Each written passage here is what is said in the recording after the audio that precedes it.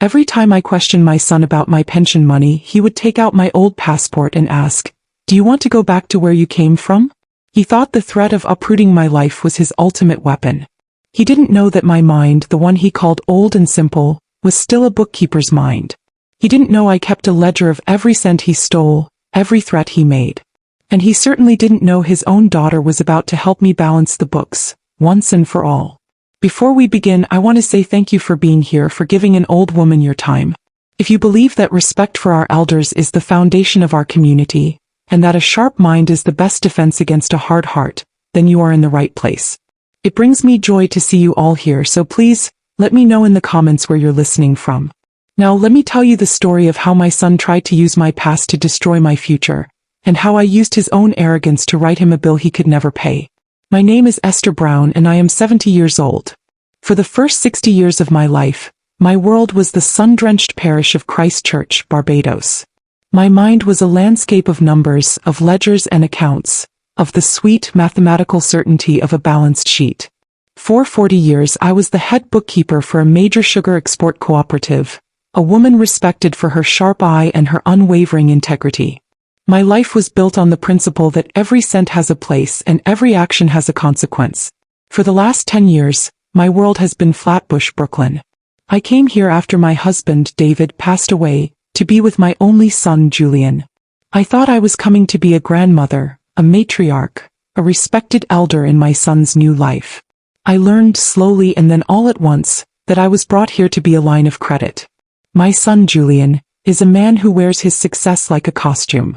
At 46, he is an events promoter, a curator of loud parties and flashy concerts.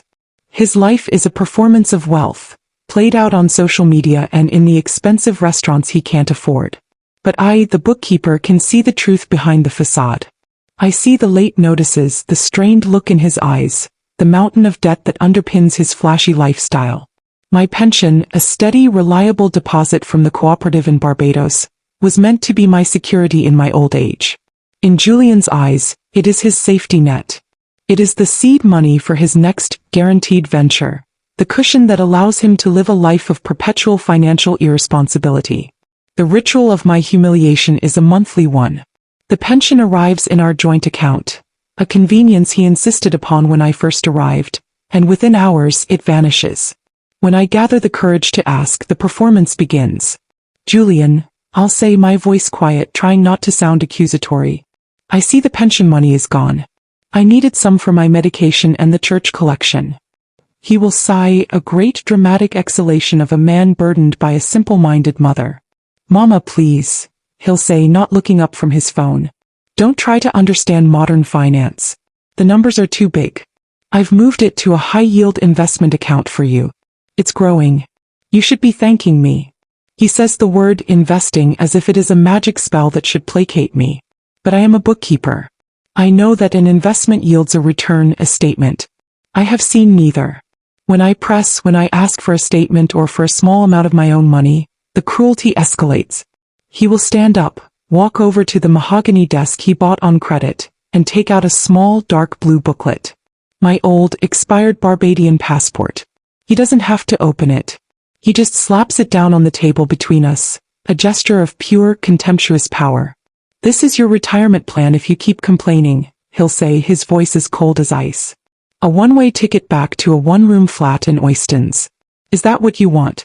Or do you want to enjoy the comfortable life I provide for you?" The threat is not just of deportation. It is of erasure. In the 10 years I have been in Brooklyn, I have built a life. I have my church, the Flatbush Seventh-day Adventist Church, where I am a respected elder. I have my friends, a group of Bajan women with whom I play dominoes and speak our home tongue. I have my granddaughter Maya, the only pure joy in this house. He is threatening to rip it all away, to uproot me from the soil I have so carefully tended for a decade. And so I fall silent. And he wins. He is a master of this quiet torture. He dismisses the things that give my life meaning. "Why are you giving that money to the church, Mama?" he'll ask with a sneer. "They're just a bunch of old gossips looking for a handout. That money could be used for my business, for something that actually matters." He'll accidentally throw out the special foods I buy from the West Indian market on Nostrand Avenue, claiming, "This stuff was stinking up the whole kitchen." Each act is a small, deliberate chipping away at my identity, an attempt to make me feel that my entire existence is worthless without him. But he does not know that a bookkeeper always keeps a second set of books. In a small locked diary in my room I have my own ledger. Every month I write down the date, the amount of my pension, and the word taken. Beside it, I document the threat, the cruel words, the slap of the passport on the table. It is a ledger of tears, a meticulous accounting of my own heartbreak. I do not know why I do it. Perhaps it is the habit of a lifetime. Or perhaps, deep down, I believe that one day there will be a reckoning. A day when the books must be balanced. And I will have the receipts. The delicate, rotten balance of our household shattered the summer Julian decided to promote Island Glow, a massive outdoor reggae concert in Prospect Park. He called it his masterpiece, his magnum opus. He poured every cent he had and every cent he could borrow into it. He promised his investors, his friends, and me that this was the event that would finally make him a millionaire. The event was a catastrophe. A torrential, unforecasted thunderstorm rolled in on the day of the concert, turning the park into a mud pit. The sound system shorted out. The headline act refused to perform. Julian was financially ruined. The flashy success he had worn like a costume was stripped away, leaving behind the raw, panicked desperation of a man in immense debt. And his desperation found its outlet in me. The monthly theft of my pension was no longer enough. He needed more. He needed my life savings, the small nest egg I had carefully guarded, the money my David had left for me. The cruelty, which had been a steady, simmering heat, now became a raging fire. His temper was short, his words like shards of glass. The gaslighting became a constant, suffocating fog. He would deliberately try to make me feel confused, senile, especially when my granddaughter Maya was in the room. "Mama, I need you to sign this form for the bank," he'd say, pushing a paper in front of me. When I'd ask what it was, he'd snatch it back. "You know what, never mind. You'll just lose it anyway. Maya, your grandmother is getting so forgetful. I have to handle everything for her." He was trying to poison my relationship with my own granddaughter, to paint me as an incompetent old woman so that Maya would trust him, not me. He wanted to isolate me completely, to make himself the sole gatekeeper of my life. The breaking point came on a Tuesday. I had just returned from my weekly Bible study at the church. Julian was waiting for me in the living room. He had the look of a predator that has cornered its prey. "Mama," he began, his voice dangerously calm. "We need to talk. My new venture. It's a guaranteed success. A new nightclub in Williamsburg. The investors are lined up. But I need more capital to secure the lease. I need your savings." "Julian, no," I said, my voice trembling. "That is all I have left of your father. I cannot." "You cannot," he repeated, his voice rising. "You cannot. After everything I do for you, this roof over your head, the food you eat, you live in my house, you follow my rules. This is my home too," I whispered, my voice barely audible. "I have lived here for 10 years. And you can be gone in 10 minutes, he roared. He stormed over to the desk, ripped open the drawer and pulled out the expired passport. He didn't just slap it on the table this time. He held it up, inches from my face, his knuckles white. "Do you know how easy it would be?" he hissed, his face contorted with a rage that terrified me. "One phone call. One anonymous tip about an elderly woman who is a financial burden on her son. They would come for you, Mama. They would put you on a plane with nothing but a plastic bag. Is that what you want? To die alone in some government flat in Barbados? Or do you want to help your son, the only family you have left?" His words were a physical assault. My heart hammered against my ribs. I looked into his eyes and saw nothing of the boy I had raised. I saw only a desperate, cruel stranger. "I need an answer, Mama," he said, his voice dropping to a cold, hard whisper. "By the end of the week. The money. Or the phone call. Your choice." He threw the passport onto the coffee table and stormed out of the room. I sank into a chair, my body shaking uncontrollably. He had finally done it. He had pushed me to the edge of a cliff. He had given me an ultimatum. My financial ruin or the complete destruction of my life. I sat there for a long time, the passport staring up at me like a malevolent eye. I felt a despair so profound I thought it would crush the very breath from my lungs. He had me trapped. He had all the power. He had taken my money, my peace, and now he was demanding the last vestiges of my security. I was a bookkeeper without a single asset left to my name. I was a mother whose son wished she would disappear. I was a woman on the verge of being erased. And in that moment of absolute darkness, I did not know that the one person who could save me was sleeping just down the hall, her own mind a landscape of numbers, her own heart full of a love that was as fierce and protective as my own had once been. My granddaughter Maya was my light. At 22 she possessed a wisdom that belied her years. She had my mind for numbers, but she had a fire and a confidence that was all her own. She was a final-year accounting student at NYU, a world of spreadsheets and digital ledgers that was as foreign to me as Mars. She lived with us in the house, her presence a quiet buffer against her father's volatile moods. Maya had been watching. She was no fool. She saw the tension in the house, the way I would flinch when her father entered a room, the way my already small world seemed to be shrinking. She saw the flashy new clothes her father would buy while claiming to be broke, and she saw the worn-out cardigans I wore day after day. Her sharp, analytical mind sensed a discrepancy, an imbalance in the household ledger that went far beyond money. A few days after Julian's ultimatum, Maya came into my room. I was sitting by the window staring out at the Brooklyn street, feeling a hopelessness so profound it was a physical weight. "Grandma," she said softly, sitting on the edge of my bed. "Talk to me. What's wrong? What did he do?" I looked at her bright, worried eyes, and the dam of my silence finally broke. The story poured out of me, a torrent of 10 years of quiet pain. I told her about the monthly pension checks, about the lies, about the cruel monthly ritual with the passport. And I told her about the final, terrible ultimatum, my life savings or a phone call to immigration. Maya listened, her expression shifting from concern to shock, and then to a cold, hard fury that mirrored the one I had seen in her father, but which was rooted in justice, not cruelty. When I finished, she didn't offer empty words of comfort. She offered a plan. "He is not going to win, Grandma," she said, her voice firm, resolute. "He thinks you're a helpless old woman. He has no idea who he's dealing with. You are Esther Brown, the woman who could find a missing shilling in a hurricane. We're going to fight him. Not with tears. With numbers." Her confidence was a balm to my wounded spirit. "But how?" I whispered. "He has all the power." "No, he doesn't," Maya said, her eyes flashing. "He has threats. We're going to have proof. Let's start from the beginning. Show me everything. Every bank statement, every pension notification. Everything." For the next few hours, my small bedroom was transformed into a forensic accounting office. We laid out the bank statements I had managed to keep. We went through my little diary, my secret ledger of tears, and Maya meticulously entered every stolen pension amount into a spreadsheet on her sleek, silver laptop. The numbers grew, the total amount of his theft a staggering concrete sum. Then, feeling a surge of trust in this brilliant, fierce girl, I revealed my last secret.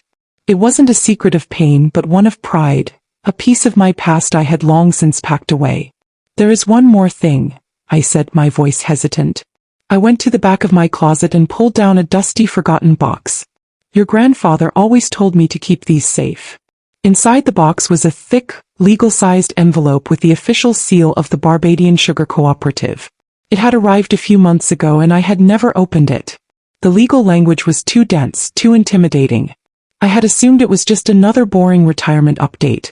Maya took the envelope. Her fingers, so nimble on her laptop keys, carefully opened the flap.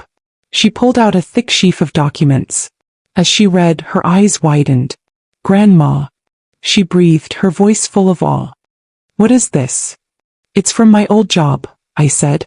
"Something about an employee share program. I was there for 40 years. They would give us shares as a bonus sometimes. I never paid them much mind." "Never paid them much mind?" Maya looked up from the papers, her face alight with a look I hadn't seen before. The look of an accountant who has just discovered a hidden fortune. "Grandma, this isn't a retirement update. This is a buyout offer. A major international food conglomerate is acquiring the cooperative." She turned a page, her finger tracing a line of text. "According to this, over 40 years you accumulated. Grandma, you accumulated over 15,000 shares in the company." She pulled out her phone and started typing furiously. "The offer price is $48 per share." She did the calculation. The number she said out loud did not seem real. It was a life-changing number. A number in the high six figures.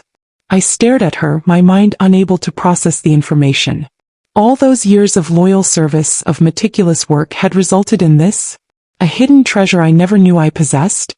It's real, Grandma, Maya said, her voice trembling with excitement. It's all right here. The payout is contingent on you signing these documents and verifying your identity with a representative in Barbados by the deadline. The deadline is in 3 months. She looked at me, her eyes shining with a fierce, protective light. My father is threatening to send you back to Barbados as a punishment, she said, a slow, dangerous smile spreading across her face. He has no idea he's threatening to send you back to claim a fortune. In that moment, the entire dynamic of our lives shifted. The passport, once a symbol of my imprisonment, was now the key to my liberation. The threat of being sent home was now a promise of a triumphant return. My son thought he was holding a worthless old woman captive. He had no idea he was standing guard over a queen who was about to come into her kingdom. The game had changed, and for the first time in a decade I held the winning hand. The discovery of the buyout offer was like a lightning strike, illuminating the dark, hopeless landscape of my life with a sudden, brilliant flash of possibility. But it was Maya who turned that flash of light into a focused, powerful beam. She took the raw material of my hidden wealth and began to forge it into a weapon. Her energy was formidable. My small bedroom became her command center. Her silver laptop was her engine of war. She worked with the focused intensity of a student during finals week, her mind sharp, her purpose clear. The first thing we need to do is protect this, she said, tapping the thick stack of buyout documents. We need a digital copy, encrypted and stored securely. We can't risk my father finding these and destroying them. She took the documents to her university library at NYU, a place that seemed to me like a cathedral of knowledge. She used their high-tech scanners to create perfect, high-resolution digital copies of every single page. She uploaded them to a secure, password-protected cloud server. She then made a second copy on a small encrypted flash drive which she gave to me to hide. Now, she said, her eyes gleaming with strategic fire. They can't make the proof disappear. The truth is locked down. The next step was to build our case against her father. We had my diary, my ledger of tears, but Maya knew that a handwritten notebook was not enough. We needed cold, hard, undeniable proof of his theft. This became her mission. He transformed into a digital detective. She sat with me for hours, patiently helping me access my online bank accounts, a world I had always been too intimidated to enter. Together we went back month by month, year by year for a decade. We downloaded every statement.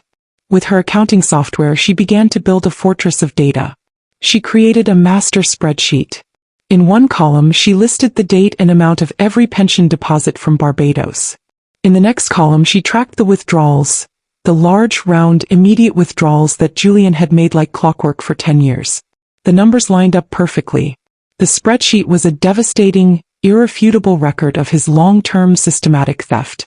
It was no longer just my word against his. It was a clean, cold, mathematical fact. This is our evidence, Maya said, her voice full of a grim satisfaction as she looked at the final, staggering total at the bottom of the spreadsheet. This is what he'll never be able to deny. But she wasn't finished. She knew that to truly defeat a man like her father, we needed more than just a shield. We needed a sword. And that sword would be the law. She spent her evenings in the NYU Law Library, not studying for her own classes, but researching contract law, elder financial abuse statutes, and most importantly, the legalities of promissory notes. Here's the plan, Grandma, she explained one evening, her laptop screen filled with legal templates. We are going to let him walk right into his own trap. He wants your life savings for his new venture, right? We're going to give it to him. I stared at her, my heart pounding. Maya, no.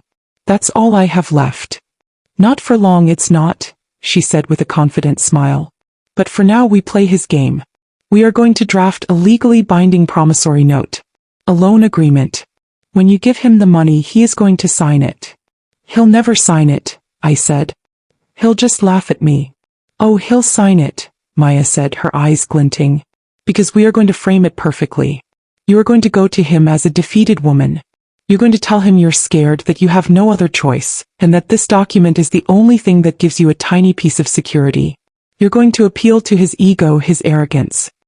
He's so convinced of your helplessness, so sure of his own superiority, that he'll see it as a pathetic, meaningless gesture. He'll sign it just to shut you up and get the money. He was right. I knew my son. His arrogance was his greatest weakness. Maya spent a week drafting the document. It was a work of art, a masterpiece of amateur legal maneuvering. It was professional, filled with formal language and utterly damning. And it contained her stroke of genius, a clause titled, Consolidation of Familial Debts. The clause stated that the signer, Julian Brown, acknowledged that this new loan was part of a larger consolidation of outstanding debts owed to Esther Brown. And then, as an appendix, it included the entire itemized spreadsheet of the 10 years of stolen pension payments. When he signs this, Grandma, Maya explained, her voice low and intense, he's not just taking a new loan. He is legally admitting to the entire decade of theft. He is signing a confession. This document will be our checkmate. I looked at my granddaughter, at this brilliant, fierce and loving young woman. The fear that had been my constant companion for so long began to recede, replaced by a surge of strength and resolve. They had underestimated me. They had dismissed me as a simple old woman. But they had forgotten one crucial thing. I was not just an old woman. I was a bookkeeper. And I was the grandmother of an accountant. The books were about to be balanced. The air in the house was thick with a tense, expectant silence. Julian was circling me like a shark, waiting for the end of the week deadline he had given me. He was so sure of his victory, so confident in my fear, that his arrogance had made him sloppy. He saw my quietness as submission, my sad, downcast eyes as defeat. On Friday evening, with Maya's carefully drafted promissory note tucked into my apron pocket, I knew it was time. I found him in the living room, scrolling through his phone, a look of impatient boredom on his face. I approached him, my shoulders slumped, my hands trembling just enough to be convincing. I had rehearsed this moment with Maya, practicing the role of the broken woman. Julian, I began, my voice a soft, wavering whisper. I've thought about what you said. And you're right. I have no other choice.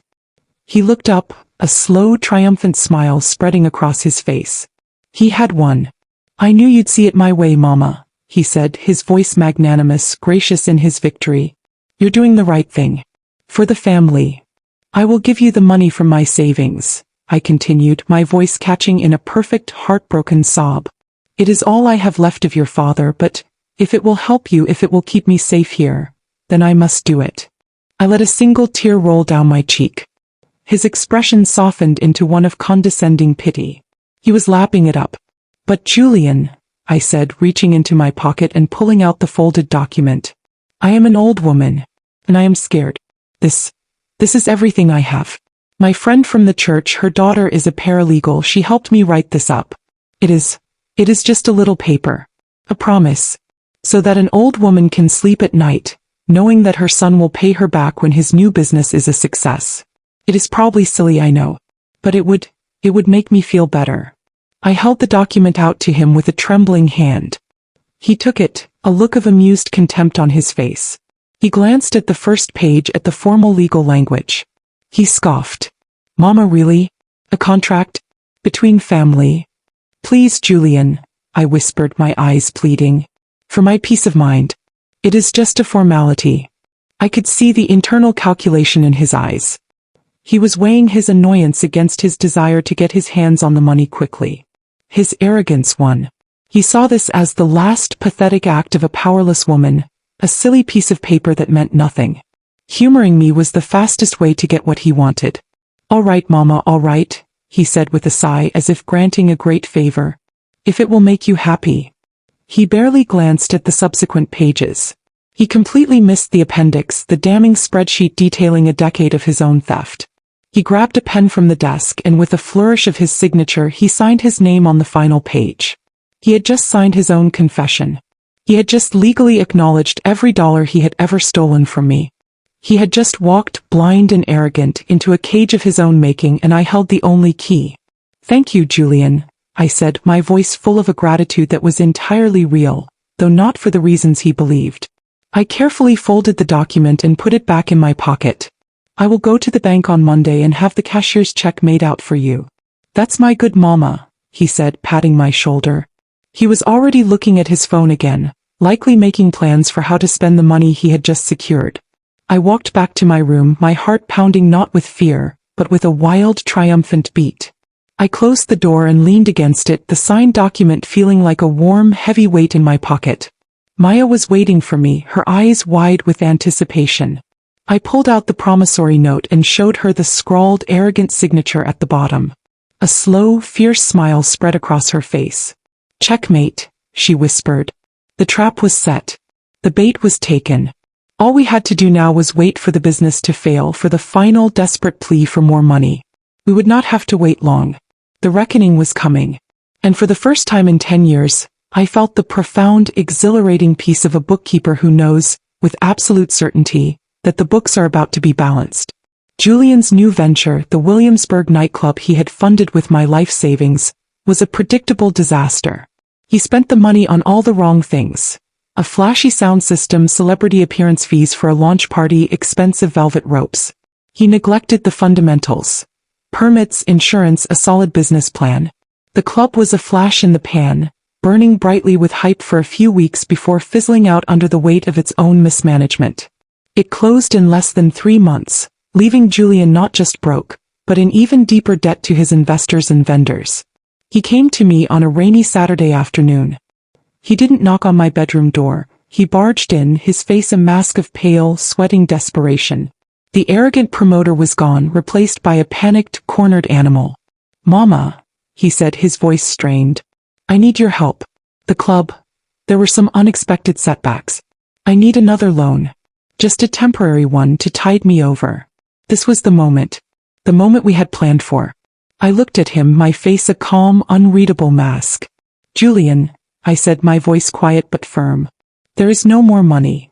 "What do you mean there's no more money?" he sputtered, a flicker of his old arrogance returning. "Don't lie to me. What about the house in Barbados? It's time. We sell it now. I've already got a realtor on the line." "No, Julian," I said. "We will not be selling the house." "I am not asking you, I am telling you," he roared, his voice echoing in the small room. "You will sign the papers, or so help me God, I will make that phone call right now." He reached for his phone, his thumb hovering over the screen. "I don't think you want to do that," a calm voice said from the doorway. Maya was standing there, her arms crossed, her expression as cold and hard as a banker's heart. In her hand she held a thick, formal-looking envelope. "What is this?" Julian sneered, looking at his daughter as if she were an annoying insect. "The little accountant coming to save the day?" "Something like that," Maya said, walking into the room. She placed the envelope on my dresser. "This is a formal demand for repayment, Dad. As per the legally binding promissory note you signed 3 months ago." She pulled a document from the envelope. It was a copy of the note he had so arrogantly signed. "According to this document, in which you acknowledged your consolidated familial debt, you owe Grandma a total of $147,212.84. Payment is due in full immediately. We have a lawyer on retainer."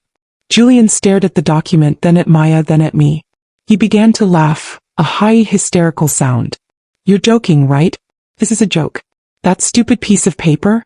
It means nothing." "It means everything," Maya said coolly. "It's a legally binding contract. You signed it. Your theft is now a formal, acknowledged debt. And we are calling it in." The color drained from Julian's face as the reality of the situation began to dawn on him. The trap he had never seen had just sprung shut. "You can't," he stammered. "I have no money. You'll ruin me." "You ruined yourself, Julian," I said, my voice finally finding its strength. "You did this. Every dollar, every threat. This is the bill for your actions." He stared at me, his eyes wide with a mixture of hatred and disbelief. He looked from me to his daughter, realizing he had been outmaneuvered, outsmarted by the 2 women he had dismissed as simple and helpless. And then I delivered the final devastating blow. "Checkmate. And as for the house in Barbados," I said, reaching into my drawer and pulling out another thick envelope. "You are right. I will be going back to Barbados. But I will not be going back in shame." I handed him the finalized buyout documents from the sugar cooperative. I let him see the official letterhead, the mind-boggling number of shares, the final valuation of my life's work. I let him see the high six-figure sum that was now legally, exclusively, and untouchably mine. He stared at the papers, his hands shaking. He looked at the fortune he had never known existed, the fortune he had thrown away in his greedy, desperate attempt to steal a pittance. The sound he made was a low, guttural moan of pure, agonizing regret. He had not just been cruel, he had been a fool. An epic, legendary fool. His ruin was absolute. Faced with a lawsuit he could not possibly win and a debt he could never repay, he was forced to declare bankruptcy. His name was mud in the event promotion world. His flashy life evaporated overnight. I moved out of his house the following month. With a small portion of my new fortune, I bought a beautiful brownstone in Park Slope, with a garden in the back and enough room for Maya to have her own floor. The rest of the money was placed in a trust, managed by my brilliant granddaughter, who had accepted a position at a top accounting firm after graduating with honors. I have a new passport now, a crisp, clean American one. But I keep my old, expired Bajan passport on my desk, not as a symbol of fear but as a reminder. A reminder that the best assets are not money or property but a sharp mind, a strong heart, and a granddaughter who knows how to balance the books. The ledger is now clear. The debt has been paid. And I am finally at peace.